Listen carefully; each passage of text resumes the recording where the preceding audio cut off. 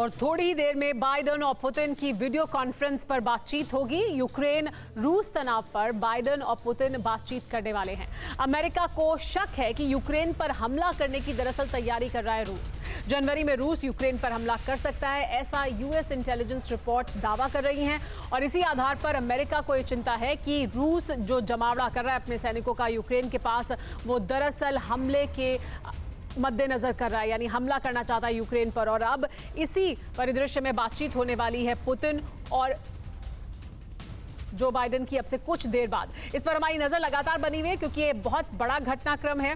Ukraine और रूस के बीच जो तनाव है उस पर अमेरिका के राष्ट्रपति जो बाइडेन और रूस के राष्ट्रपति व्लादिमीर पुतिन के बीच अब से कुछ देर में बातचीत शुरू होगी। ये अहम मुलाकात, ये अहम बातचीत तय करेगी कि दरअसल क्या होगा आगे चलकर। अभी यूक्रेन और रूस के बीच जो तनाव बना हुआ है उसको लेकर इस पर बात करने के लिए हमारे साथ कुछ मेहमान जुड़े हैं, एक्सपर्ट्स हमारे साथ जुड़े हैं, उनसे हम इसी मुद्दे पर चर्चा करेंगे।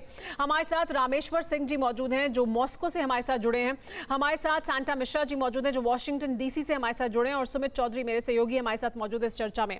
सबसे पहले रामेश्वर सिंह जी, ये सबको इस वक्त मालूम है कि रूस ने तनाव बहुत ज्यादा बढ़ा दिया है, अपनी सेना की सैनिकों की तैनाती की है यूक्रेन के बॉर्डर पर और पीछे हटने के लिए भी अभी तक तैयार नहीं दिख रहा है। लेकिन अब जो बातचीत होने वाली है इससे क्या आगे का रास्ता निकल सकता है? क्या ये शांति की ओर जाएगा या तनाव और बढ़ेगा, या तनाव को कम करने के लिए ही दरअसल ये बातचीत हो रही है?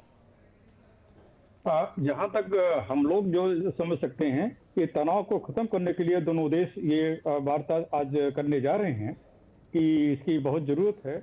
और ऐसा कोई इतना बड़ा तनाव यहाँ पर नहीं है, क्योंकि आप समझ रही हैं कि आप समझे इसको कि यूक्रेन रशिया के लिए कोई बहुत ही छोटी सी एक कंट्री है, उसके पास कुछ भी नहीं है कि वो रूस के सामने खड़ा हो सके।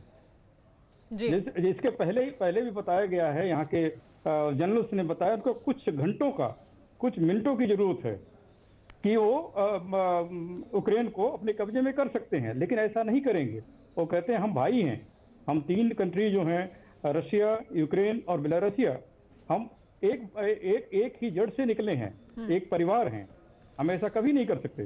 तो ये सारी चीजें एक प्रोपेगेंडा है और हम आप देखेंगे। मतलब आपका ये कहना है कि रूस इस्तेमाल कर रहा है दरअसल यूक्रेन का अपने अमेरिका के साथ जो उसके तनाव है या संबंध है उनको सुधारने के लिए, या एक पॉन की तरह इस्तेमाल कर रहा है रशिया यूक्रेन को, क्योंकि अगर वो चाहता हमला करना या अटैक करना तो बहुत पहले कर देता, लेकिन नहीं किया है, तनाव बनाया है।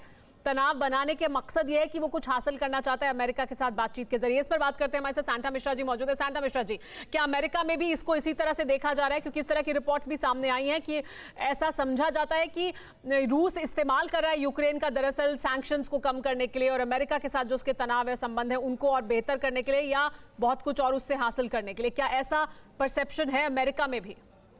देखिए, thank you so much. America में परसेप्शन कुछ दूसरी तरह का है। अमेरिका में आपको याद होगा कि 2014 में इसी तरह यूक्रेन से क्राइमिया को रशिया ने एनेक्स कर दिया। That time Obama was there and they put sanctions, but this time they are all making sure कि इस बार कुछ ऐसा ना हो कि फिर यूक्रेन पे रशिया का अटैक हो जाए। Because no country in the world, अभी कोई कंट्री लड़ाई करना नहीं चाहते। They don't want any world war, right? तो बिफोर द टेक एक्शन, और पेंटागन का भी रिपोर्ट है। मैं अभी आपके चैनल पे आने के पहले मैं न्यूज देख रहा था और पढ़ रहा था।